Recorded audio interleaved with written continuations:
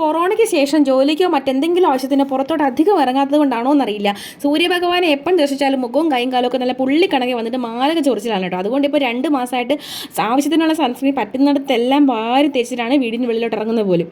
അപ്പോൾ അതും തേച്ച് ഏട്ടൻ്റെ പഴയ ഒരു ശിഷ്യം കഴിഞ്ഞ ദിവസം ദുബായിൽ നിന്ന് വന്നപ്പോൾ കൊണ്ടുവന്ന് നല്ല മണമുള്ള എൻചാൻഡർ പൗഡർ നല്ലോണം മണത്തിയിട്ട് മുഖത്തെല്ലാം തേച്ച് പിടിപ്പിച്ചിട്ട് തിരിഞ്ഞ് മുടി ചീകി തുടങ്ങുമ്പോഴാണ് എൻ്റെ യഥാർത്ഥ അന്താരാഷ്ട്ര പ്രശ്നം ആരംഭിക്കുന്നത് കേട്ടോ. എൻ്റെ ക്ലിപ്പ് കാണാതെ പോകുന്നത്. അതുവരെ അടുക്കള പോയാലും അവിടെ ബാത്റൂമിൽ പോയാൽ അവിടെ വരെ കിടക്കുന്ന ഇവനുണ്ടല്ലോ, എൻ്റെ തലയിൽ കുത്താൻ സമയമാകുമ്പോഴത്തേക്കും പെട്ടെന്ന് അങ്ങ് അപ്രത്യക്ഷനാകും.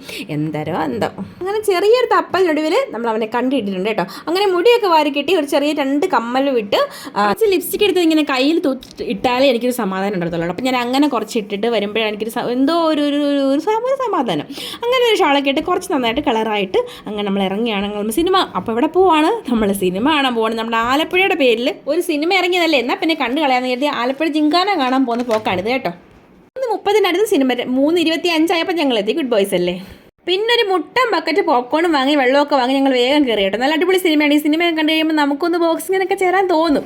അങ്ങനെ ഒന്നും പറയാനില്ല, നല്ല അടിപൊളി ഒരു സിനിമയായിരുന്നു. എനിക്ക് നന്നായിട്ട് ഇഷ്ടപ്പെട്ടു. അപ്പോൾ അത്രേ ഉള്ളൂ. Bye bye.